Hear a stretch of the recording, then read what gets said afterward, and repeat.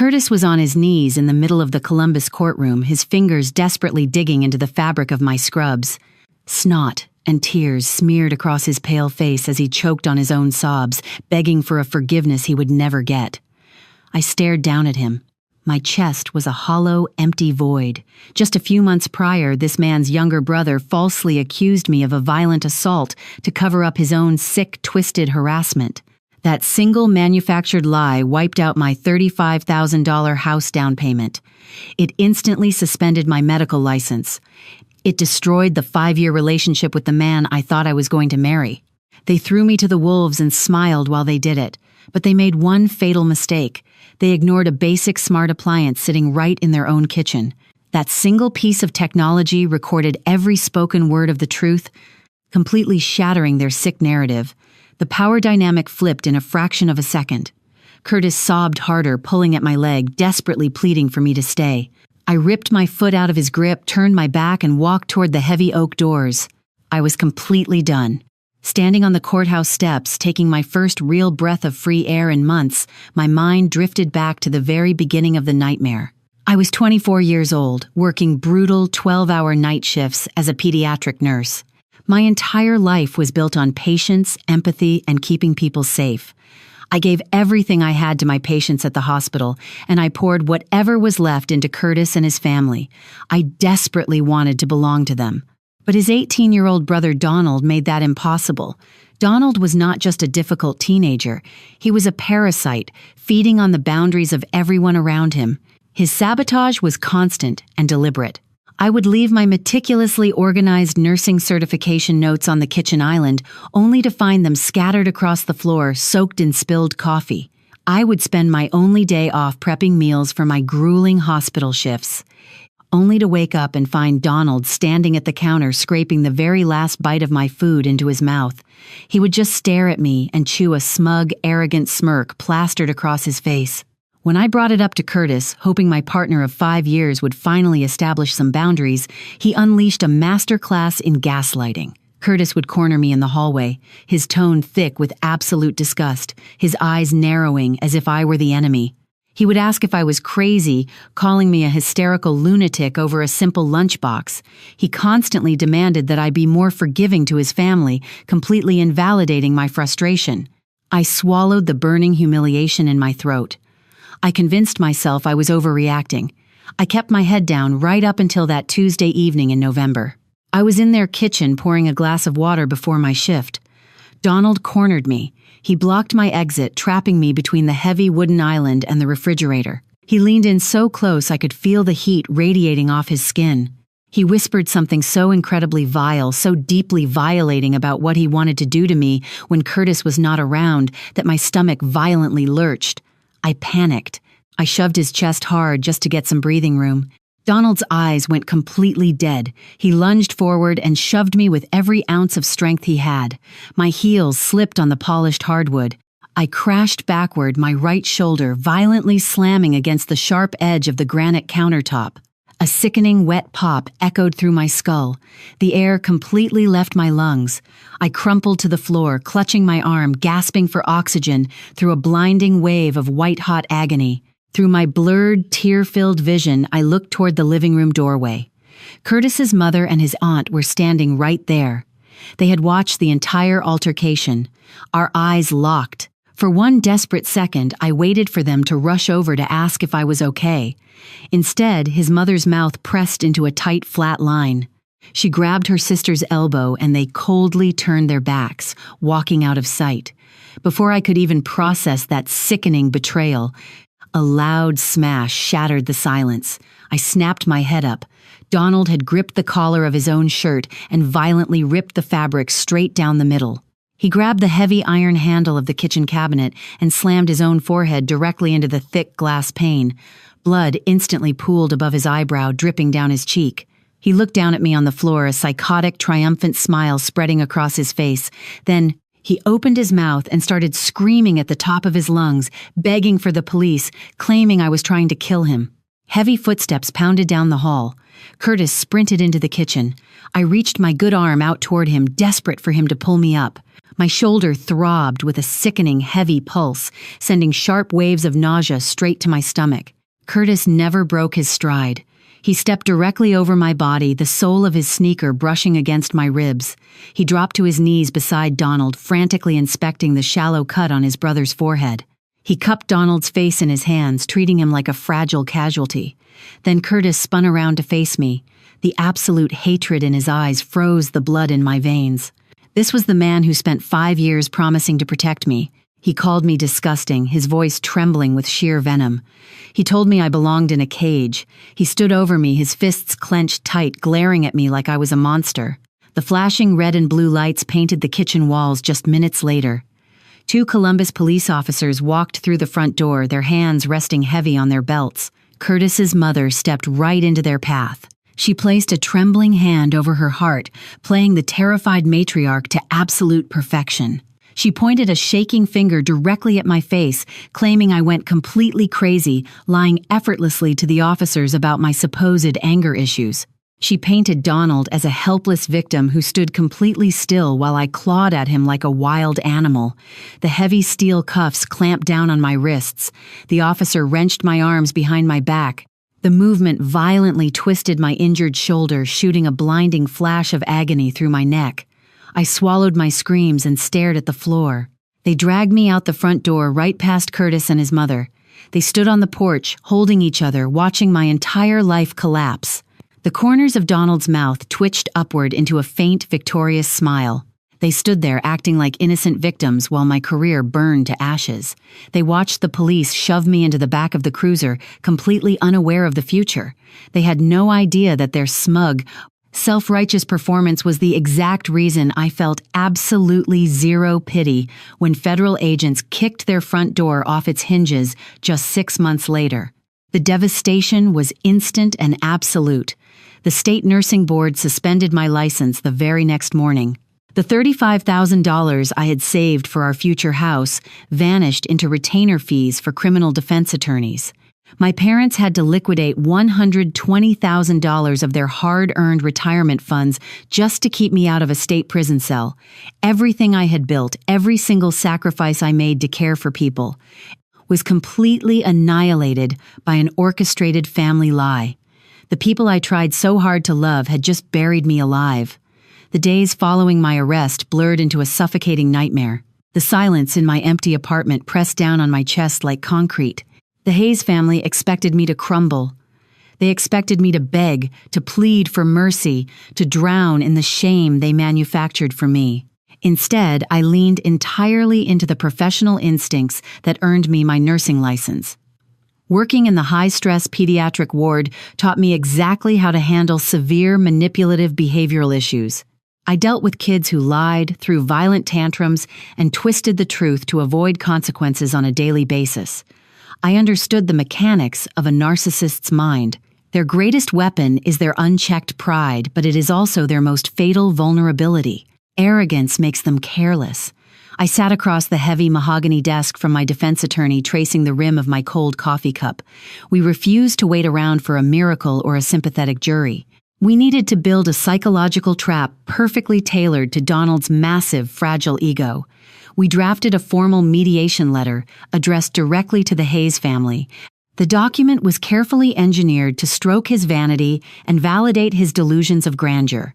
On paper, I played the part of a broken, desperate victim begging for a quiet settlement to avoid further public ruin.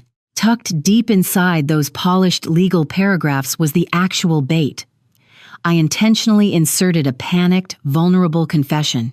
I wrote that I was fully aware the exact corner of their kitchen was a complete blind spot for their exterior driveway security cameras. I explicitly stated that I had absolutely no visual proof to defend myself, admitting that the entire case was just my word against his. It was a terrifying gamble, but Donald was far too addicted to his own twisted game to see the wires. He read the letter and swallowed the bait whole. The written confirmation of his own invincibility acted like a straight shot of adrenaline. He fully believed he had committed the perfect, untraceable crime. He thought he was an untouchable genius playing chess with a desperate, defeated loser. His cruelty instantly skyrocketed. During the preliminary hearings at the county courthouse, he strutted through the heavy wooden double doors, wearing a crisp suit and a sickeningly confident smirk. While his mother dabbed her perfectly dry eyes with a tissue for the local reporters outside, Donald would purposely sit in the front row, right behind the prosecution table. Whenever the judge looked down at the case files, Donald would tilt his head, lock eyes with me across the aisle, and silently mouth the most vile, degrading insults. He thrived on the power trip. He wanted to watch me squirm under the crushing weight of his absolute control. He let his guard down completely. He had no idea that every single smirk, every exaggerated lie, and every ounce of his unhinged confidence was just tightening the invisible noose I had meticulously placed around his neck. The heavy oak doors of the Franklin County Courthouse swung shut, sealing us inside the stifling room. Donald practically bounded up to the witness stand. He placed his right hand flat against the Bible, swore a sacred oath, and immediately launched into his meticulously rehearsed performance. His voice cracked with perfectly timed manufactured trauma. He weaponized the exact information I fed him in the mediation letter. Leaning into the microphone, he swore to the jury that the assault lasted for 10 agonizing minutes. He specifically claimed I backed him into that exact kitchen corner because I supposedly knew it was a total blind spot for their exterior security cameras. He painted himself as a helpless, terrified boy trapped in the shadows by a violent predator. His mother took the stand next. She gripped the edges of the wooden witness box, her knuckles turning white, and smoothly corroborated every single lie, cementing her own perjury on the permanent legal record. Rowan Curtis's father sat slouched in the second row of the gallery. He stared blankly at his shoes, shifting his weight nervously, fully aware of the coordinated lies but far too cowardly to open his mouth. My defense attorney finally stood up. He walked slowly toward the center of the courtroom, holding a simple digital drive. He did not present grainy security footage or complex tracking logs. He submitted a raw audio file extracted directly from the brand-new smart refrigerator Rowan had proudly installed in that exact kitchen corner just 3 weeks prior. It was a high-end appliance designed with a built-in safety feature programmed to automatically record ambient noise whenever its sensors detected a loud, sudden crash. The court clerk hit play. The sickening, heavy thud of my shoulder violently smashing into the solid granite counter echoed through the absolute silence of the courtroom. Several jurors visibly flinched. Next came the sound of Curtis's heavy footsteps storming into the room, followed by the vicious, cruel insults he screamed at me as he stepped directly over my writhing body. The heavy front door slammed shut on the recording. A brief, chilling pause followed. Then, Donald's voice cut through the speakers. His tone was casual, cruel, and completely devoid of any fear. The audio clearly captured him bragging to his mother about pushing me, laughing about Curtis, kicking me out, and claiming it was exactly what I deserved for disrespecting him. Chaos erupted. Shocked gasps ripped through the wooden benches of the gallery. I kept my posture rigid and my eyes locked entirely on Donald. The arrogant, untouchable smirk melted off his face in a fraction of a second. The blood completely drained from his cheeks, leaving his skin a sickening, chalky gray. His mouth hung slightly open, his chest barely moving as he stared at the prosecutor, desperately searching for a lifeline that no longer existed. In the gallery, his mother grabbed her throat, her breaths reduced to short, rapid, hyperventilating gasps. She clutched the wooden pew in front of her, her eyes darting frantically as the reality of her felony perjury violently crashed down on her shoulders. The psychological trap had perfectly snapped shut. The judge dismissed all charges with a single resounding strike of his heavy wooden gavel. The nightmare was legally over. Out in the cold marble hallway of the courthouse, Curtis's legs gave out entirely. He dropped to his knees, his fingers digging frantically into the fabric of my scrubs. Snot and tears smeared across his face as he choked on his own sobs, begging for a forgiveness he would never get. I stared down at the man I almost married. His face was blotchy, pathetic, completely stripped of the cruel arrogance he wore in the kitchen that night. I ripped my leg out of his grip. I told him he was not tricked, reminding him that he looked me directly in the eye while I was writhing on the bare floor in agony and deliberately chose to step right over me. I turned my back, pushed through the heavy double doors, and walked out into the crisp Ohio air. The justice system, however, has a sick, twisted sense of humor. Because of Donald's age and his clean prior record, the judge handed him a pathetic slap on the wrist. 3 years of federal probation, no jail time, a literal joke. I packed my apartment, moved across town, and secured a highly competitive position at a prestigious private pediatric clinic. The dust settled. I thought I had finally escaped the blast zone. 2 weeks into my new job, the clinic director called me into her office. She slid a printed email across the sleek glass desk. It was an anonymous, heavily doctored chain of messages accusing me of stealing patient medication. Donald was striking from the shadows. He could not stand losing. His fragile ego demanded my absolute ruin. I expected this. Narcissists never just walk away. Their egos demand the last word. Before I even moved apartments, I set a quiet digital snare. I created a locked social media account and posted a single, highly visible bait link titled Confidential Defamation Settlement. It sat there waiting. Donald could never resist looking at my supposed financial payout. Standing in the clinic office, my cell phone vibrated violently against my thigh. One glance at the illuminated screen confirmed the trap had snapped shut. The anonymous stalker clicked the link. The notification delivered his exact physical location, his device identifier, and his internet protocol address straight to my phone.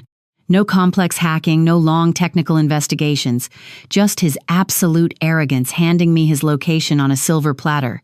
I forwarded the notification directly to his assigned federal probation officer. Miles away in a quiet, dark living room, Curtis sat on a worn couch clutching a framed photograph of the two of us. He pressed his phone to his ear, leaving another desperate crying voicemail on my machine, begging for a second chance, mourning the soulmate he threw into the fire. He sat in the suffocating silence of a broken home, completely unaware of the flashing lights pulling up to his curb. The heavy steel battering rams smashed through their front door, splintering the wood into 100 pieces. United States Marshals swarmed the hallway, their heavy boots shaking the floorboards. Donald's pathetic screams echoed through the house as they slammed him face first onto the living room rug, locking heavy iron cuffs over his wrists for violating his federal probation. Curtis dropped the picture frame. The glass shattered across the floor as he watched his family completely disintegrate. I stood in the park, the afternoon sun warming my face. Riley, my rescue dog, tugged gently at his leash. Curtis's pathetic, sobbing voicemail played through my phone speaker. I pressed delete. The audio cut out instantly, leaving nothing but the sound of the wind in the trees. I pulled my jacket tight, took a deep breath of crisp air, and walked forward. I never looked back. The thick, heavy manila envelope arrived on my front porch 3 weeks after the United States Marshals kicked down the Hayes family door. It contained the final certified legal judgment. Because Donald used anonymous digital channels to actively harass a licensed medical professional across state lines, he committed a severe violation of his federal probation. The federal judge did not offer a second pathetic slap on the wrist. During the revocation hearing, Donald openly wept. He shook violently in his bright orange jumpsuit, begging the judge for leniency, claiming he was just a confused kid making a mistake. The judge silenced him with a single deafening crack of the wooden gavel. He sentenced Donald to exactly 4 years in a medium-security federal penitentiary with absolutely zero possibility of early parole for the first 36 months. Furthermore, the court ordered a mandatory restitution payment of $42,000 to cover my lost wages, my criminal defense fees, and the investigative costs of the digital trap. True justice rarely stops at the heavy wooden doors of a courtroom. Small-town Ohio society is utterly ruthless when the polite suburban mask finally slips. The Hayes family became completely radioactive overnight. The local church congregation, the exact same people his mother gossiped with every single Sunday publicly and brutally turned their backs on her. She was quietly forced to resign from the neighborhood homeowners association. People would literally abandon their shopping carts in the grocery store aisles rather than make eye contact with her. Rowan, the cowardly father who sat in complete silence while his sons tried to destroy me, finally reached his breaking point under the crushing weight of public shame. He filed for divorce just 3 weeks after Donald was incarcerated.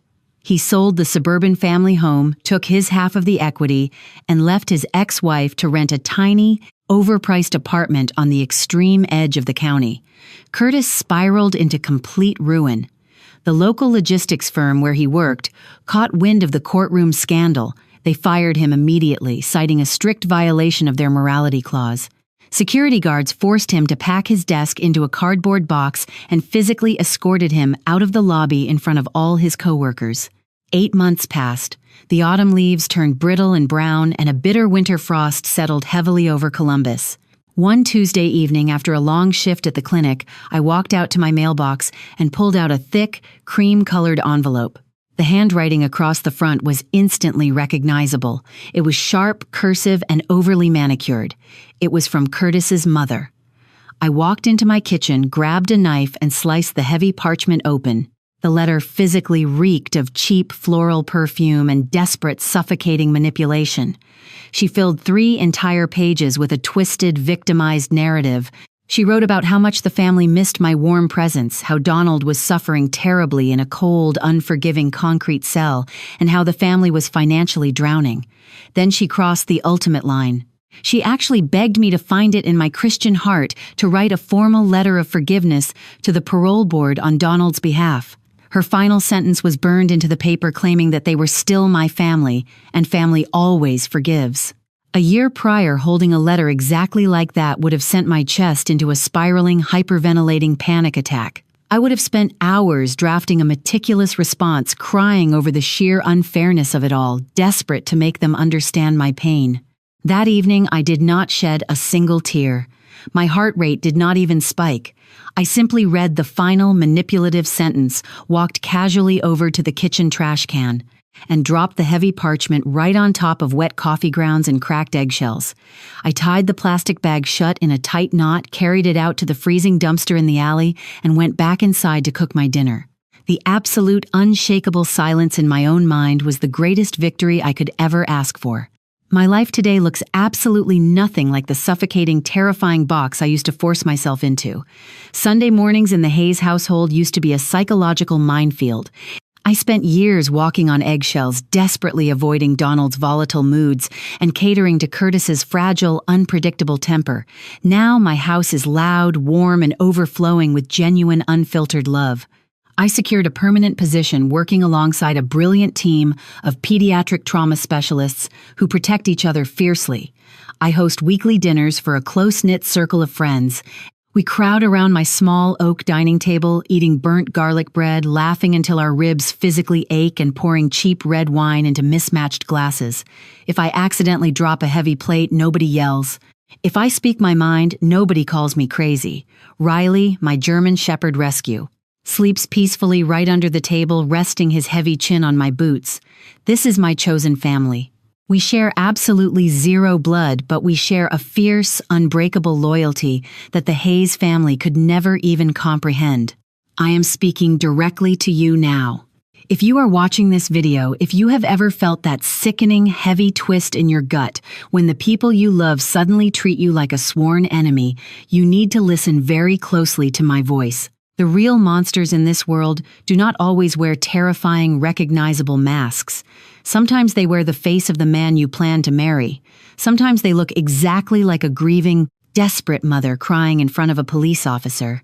When you survive a psychological war zone, you realize a terrifying truth. The person holding the knife to your throat is only half the problem. The true, insidious danger lies in the people standing quietly in the corner, watching you bleed. I learned 3 vital rules from the burning ashes of my old life, and I guard them with every ounce of my soul. Rule number 1. The enabler is just as dangerous as the abuser. Silence in the face of absolute cruelty is never neutrality. It is active, willing participation. The mother who lies to the police, the aunt who turns her back, and the boyfriend who steps right over your injured body are all making a conscious choice. They will happily sacrifice your sanity, your freedom, and your very life just to maintain the fragile, pathetic illusion of a perfect family. An enabler will hold you down so the abuser can strike simply because it keeps the peace in their own twisted reality. Rule number 2. Never ever beg for belief. If you spend 5 years sleeping next to a man supporting his dreams, paying his bills, and building a future together, and he demands a literal courtroom trial to prove you are not a violent monster, the relationship is already rotting in the ground. Trust is not a grand prize you have to constantly win. It is the absolute bare minimum foundation of love. You cannot negotiate your worth with someone who is actively looking for a convenient reason to throw you away. The moment you have to present receipts to prove your innocence to the person who claims to love you, pack your bags and walk out the door. Rule number 3. Let them think they are winning. Arrogance is a loud, glaring confession of stupidity. Narcissists are deeply addicted to the sound of their own voice and the illusion of their own supreme intelligence. They truly believe you are just a mindless character in their grand movie. Do not argue with them. Do not try to convince them of your intelligence or your strategy. By letting a toxic, entitled person believe they have completely outsmarted you, their ego will inflate until they make a fatal mistake. They will eventually hand you the exact rope needed to hang them, and they will smile while they do it. Look very closely at the people standing next to you in your living room right now. If a devastating, life-altering lie was told about you tomorrow morning, who would rip the world apart to find the truth, and who would just step right over your body to protect their own reputation? You are allowed to walk away from people who hurt you, even if you share a long history, a mortgage, or a last name. Loyalty is proven in the absolute darkest moments, not in the comfortable daylight. Drop your own survival stories in the comments below. Hit the subscribe button if you believe in cutting off dead weight and building a spectacular life on your own terms. My name is Annabella, and I am finally free.